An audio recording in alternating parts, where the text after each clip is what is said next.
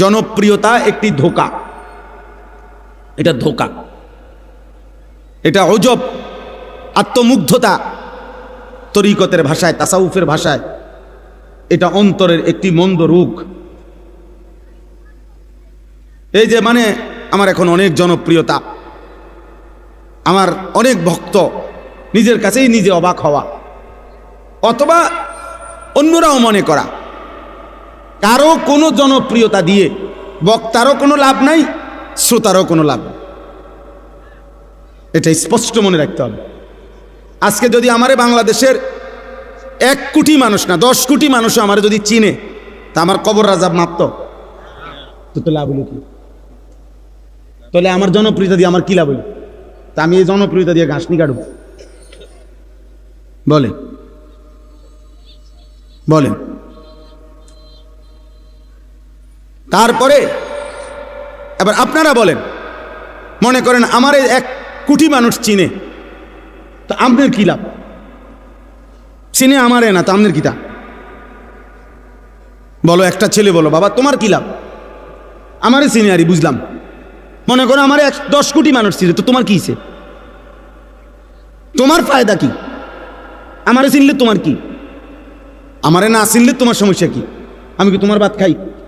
তা তাই এই জন্য বুঝাইলাম, জনপ্রিয়তা দিয়ে বক্তারও কোনো ফায়দা নাই, শ্রোতারও কোনো কি নাই, ফায়দা নাই। ফায়দা ওই এক জিনিসেই, ঈমান এবং আমল।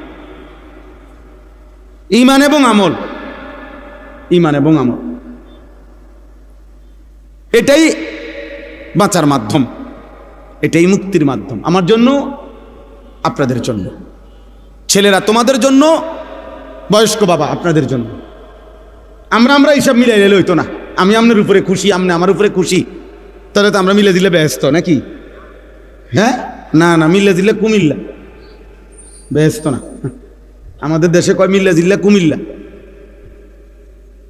তার মানে আপনি আমারে টাকা 500 দিচ্ছেন, আমি আপনার চা বন খাওয়াইছি, আমরা মিল্লা গেলে হবে না। আমাদের প্রত্যেককেই আলাদা আলাদা। ওয়া কুল্লুহুম আতিহি ইয়াউমাল কিয়ামাতি ফারদা। আল্লাহ তাআলা বলেন, তোমাদের প্রত্যেককেই কিয়ামতের দিন আমি আল্লাহর সামনে একজন একজন, ফারদান আই ওয়াহিদান, আমি আল্লাহর সামনে এসে দাঁড়াতে হবে। ওয়া কুল্লুহুম আতিহি ইয়াউমাল কিয়ামাতি ফারদান আই কি ওয়াহিদান, একজন একজন, একজন একজন, একজন একজন। বাপ সন্তানের সাথে আসবে না, সন্তান বাবার সাথে আসবে না, স্বামী স্ত্রীর সাথে আসবে না, স্ত্রী স্বামীর সাথে আসবে না, ভাই বোনের সাথে যাবে না, বোন ভাইয়ের সাথে আসবে না, বন্ধু বন্ধুর সাথে আসবে না।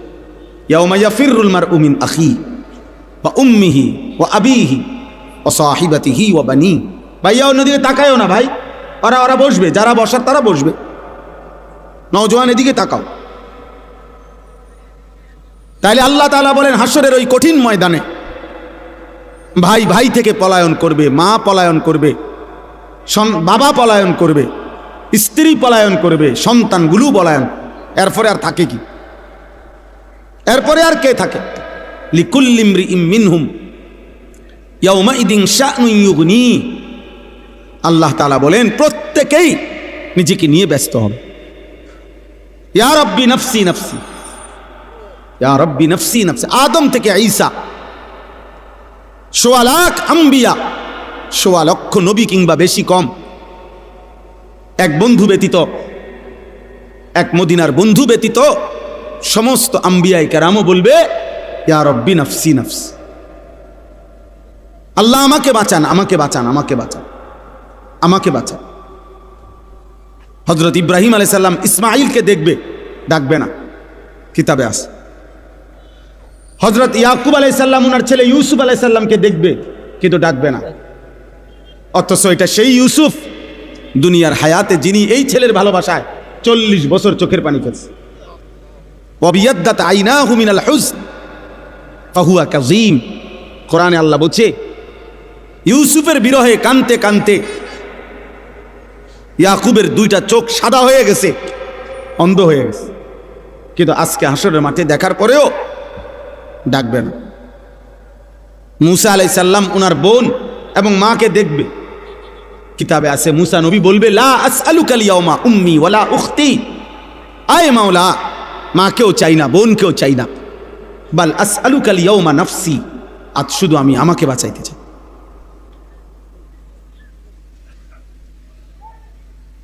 জিব্রাইলের মতো ফেরেশতাও সাল্লি, আয় আল্লাহ আমাকে নিরাপদ রাখেন, আমাকে নিরাপদ। রব্বি লা তুখজিনি ইয়াউমা ইউবআসুন, ইব্রাহিম আলাইহিস সালামের মতো নবী কোরআনে আছে, আল্লাহ বলছেন, আল্লাহর কাছে দোয়া করছেন ইব্রাহিম নবী, যায় আল্লাহ কিয়ামতের দিন যখন সবাইকে কবর থেকে উঠাবেন সেদিন আমারে বেইজ্জতি করেন। রব্বি লা তুখজিনি ইয়াউমা ইউবআসুন, আল্লাহ হাসরের ওই কঠিন দিনে আমারে বেইজ্জতি করবেন না। ইব্রাহিম আলাইহিস সালামের মতো নবী বলছে ভাইয়া তুমি কে আমি কে, তুমি আমি কে?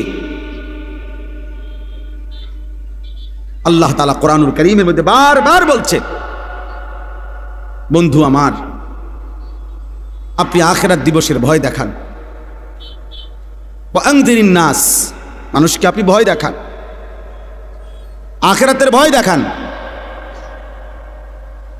কোরআনুল কারীমের মধ্যে আছে আখিরাত হাসরের ময়দানের আযাব দেখে জাহান্নামী বলবে রব্বানা আখিরনা ইলা আজালিন করিব নুজিব দাওয়াতাকা ওয়া নাত্তাবিউর রাসূল, আল্লাহর কাছে বলবে নাফরমান যে আল্লাহ দুনিয়ায় একটু সময়ের জন্য ফেরত যেতে দেন, এবার যদি দুনিয়ায় ফিরতে পারি আপনার সব কথা মেনে নেব, আপনার রাসূলের কথাগুলোও মেনে নেব।